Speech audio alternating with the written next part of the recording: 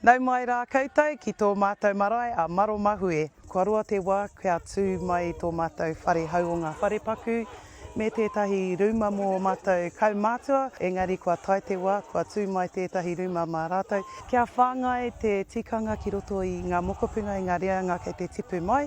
Kia mōhio rātou ngā tikanga i mua i a tātou, i whakatakoto i o mātou tipuna, kaumātua kuia, kia whai tonu mō ngā reanga kei te haramai. I runga i tērā, mā tātou te reanga rangatahi e āwhina, e akiaki i tō mātou marae.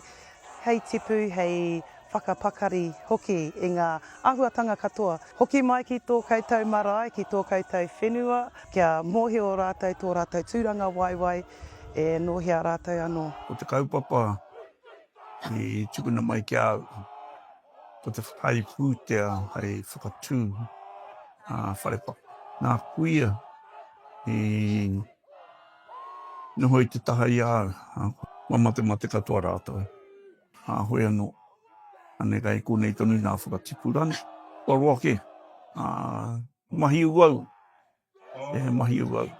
Ia ka ke nā mokopuna nā whakatipurani. Me kira, kua whakatūria, nei nā whare nei, mā rātou, hei manaki. E kaupapa nui tēnei, hauna mō te hapu, mō te iwi, enari mō nā whānau, nā ahi ka whitawhita i te kāina nei.